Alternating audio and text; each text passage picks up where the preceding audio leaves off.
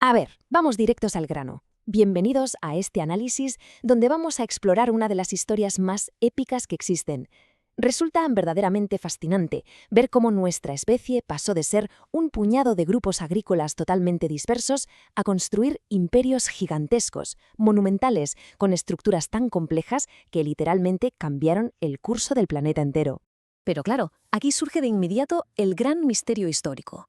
Pensadlo bien, ¿por qué, de repente, el ser humano decidió dejar atrás una vida sencilla y relativamente aislada para amontonarse en sociedades tan sumamente complejas? Es un enigma tremendo que trae de cabeza a los investigadores desde hace décadas. Y para intentar descifrar este rompecabezas, vamos a estructurar este recorrido del siguiente modo. 1. El misterio de la civilización. 2. Anatomía de una sociedad. 3. Primeras civilizaciones del mundo. 4. Mesopotamia, cuna de imperios. Y 5. El legado de Sumeria. Empezamos con el primer punto, el misterio de la civilización. Y la verdad es que tenemos dos grandes corrientes sobre la mesa. Por un lado está lo que llamamos el impulso agrícola. Imaginaos vivir en zonas superáridas, como pasó en Mesopotamia.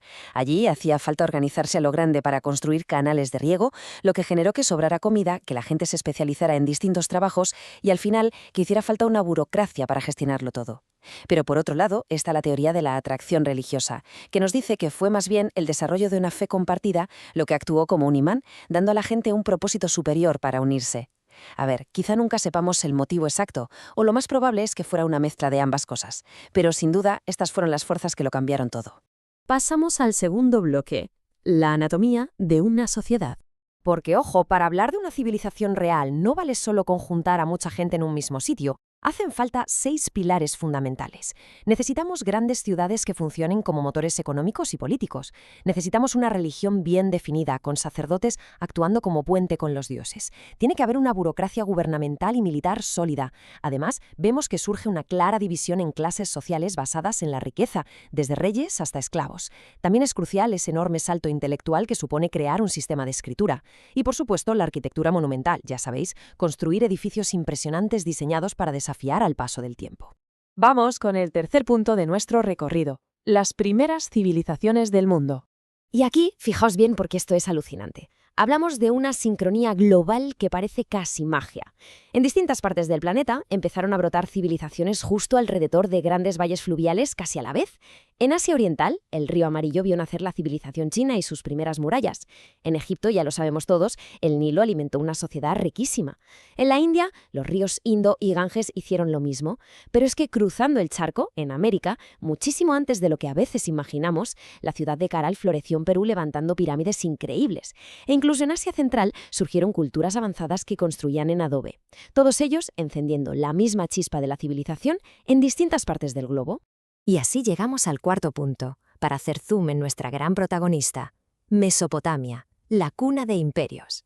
Si miramos el mapa, Mesopotamia significa literalmente tierra entre ríos. Esta franja entre el Tigris y el Éufrates, en lo que hoy es Irak, era una zona excepcionalmente fértil. De hecho, tan increíblemente próspera que la propia tradición bíblica situaba el mismísimo paraíso en esta zona. Y no es para menos, fue justo ahí, hacia el año 8000 a.C., donde la humanidad empezó a trastear y experimentar con el cultivo del trigo, aprovechando primero el agua de la lluvia.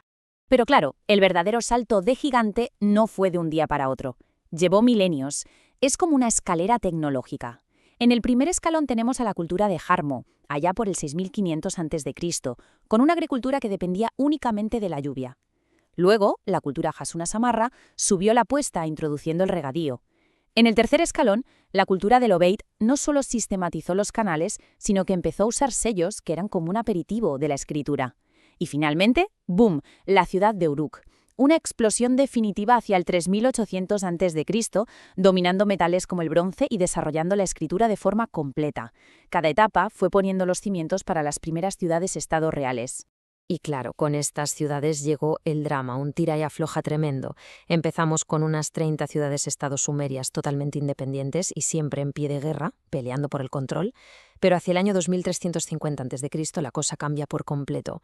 Llega Sargón de Akkad, unifica a todos estos pueblos y funda lo que consideramos el primer imperio de la historia, convirtiendo el acadio en el idioma internacional por excelencia de la época. Y más tarde, tras un montón de invasiones por parte de pueblos como los amorreos, emerge Babilonia. Babilonia se hace con el control político, sí, pero inteligentemente absorbe y preserva toda esa rica base cultural sumeria. Lo que nos lleva al último tramo del hoy, el punto 5, el legado de Sumeria. Hay un detalle concreto en toda esta historia, que es una auténtica barbaridad y merece toda nuestra atención. Viajamos a la antigua ciudad de Lagas, donde el rey Urukagina lideró unas reformas políticas que te dejan con la boca abierta. No solo bajo los impuestos, que ya es decir, sino que en sus registros encontramos una palabra clave, Amayi. Es la primerísima vez en toda la historia de la humanidad que alguien deja por escrito la idea de libertad, y lo usaban para referirse concretamente a liberar a las personas esclavizadas. Es brutal ver cómo un concepto que nos parece tan moderno ya latía con fuerza en pleno mundo antiguo. Y a nivel cultural, la marca que dejaron es completamente imborrable. Durante el llamado Renacimiento sumerio, reyes como Gudea de Lagash reactivaron unas rutas comerciales inmensas. Pero lo más importante es que empezaron a recopilar relatos épicos que terminaron formando el famosísimo poema de Gilgamesh. Y aquí encontramos historias de un rey que busca desesperadamente la inmortalidad, pero la pierde porque una serpiente le roba una planta mágica. ¿Os va sonando? También nos hablan de un gran diluvio universal. Estos motivos tan potentes, la serpiente, la vida eterna y el diluvio, se filtraron y pasaron a ser el núcleo de tradiciones religiosas hebreas muy posteriores, lo que nos demuestra que una buena idea aguanta muchísimo más tiempo que cualquier imperio de piedra. Y bueno, para poner el broche de oro a este análisis os quiero dejar con una reflexión fundamental. Al ver cómo se organizaron, cómo crecieron y cómo acabaron colapsando estas primeras sociedades, cómo compartían tecnología, peleaban por los recursos y escribían sus propias leyes, resulta inevitable preguntarse, ¿seguimos atrapados en esos mismos ciclos de auge y caída a día de hoy? La historia de Mesopotamia no es solo un cuento polvoriento sobre el pasado remoto, es un espejo clarísimo de cómo somos las sociedades humanas, un legado que miles de años después sigue siendo la base indiscutible del mundo en el que vivimos. Ahí lo dejo.